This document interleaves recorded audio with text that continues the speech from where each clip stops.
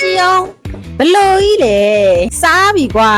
ပြည့်သီးတစ်လုံးဘလောက်လဲတဲ့မနောက်ပါနဲ့အဲ့လိုကြီးတော့မနောက်ပါနဲ့ကျန်ကိုကြီးအကြံဉာဏ်လေးပေးမယ်ပြည့်သီးမစားနဲ့ဝမ်းပြက်ဝမ်းလျှော့တွေဖြစ်မယ်သိလားပြည့်သီးထက်ကောင်းတာလေးပြမယ်လိုက်ကြည့်ဒီမှာကျန်ဘာတွေလဲနောက်မှာဘာတွေလဲပြည့်သီးထက်ပိုကောင်းတယ်နော်မိခွက်တစ်စိတ်ဆိုတဲ့ဟာတွေအာလာတယ်နင်းနဲ့ကြည့်လိုက်ခြေကြော်တွေဒီမှာဘာလုပ်နေကြလဲတီတာတို့ဆေးကောင်တာတော့မှနေရာမရှိတော့ဘူးဆေးကောင်တာအရှိမဟုတ်ဒီမှာပုတ်ပြားတွေထက်ဘီတင်တွေရိုက်customer တွေအတွက် stock ချက်ချင်းရောင်းကျင်လို့လုပ်ပေးနေရနော်ရှေ့ရက်ကပြောထားတယ်နော်ခြေကြော်ပုတ်ပြည့်တွေလုပ်ဖို့ရှိတယ်ဆိုတာလုပ်နေပြီနော်နောက်2ရက်လောက်အတွင်းဆိုရင် stock ရမယ်မြန်လာဝယ်မှရမယ်မနက်ကပဲဒီမှာလုပ်နေတော့မရှိသေးရဲ့မပြီးသေးဘူး customer တယောက်ကကျွန်တော်အခုချက်ချင်းလိုချင်တာ15မိနစ်အတွင်းလိုချင်တာတစ်ချက်လောက်ပါပဲလုပ်ပါဆိုပြီးတော့ပူစားလို့ချက်ချင်းကိုလုပ်ပေးလိုက်ရသေးရဲ့နော်ချက်ချင်းဒိုးလော်တွေဖောက်ပတ်တာတွေတွဲလုပ်ပေးလိုက်ရသေးရဲ့နော်ဒီမှာကြည့်တီးတာနောက်မှာလည်းအပြည့်ပဲ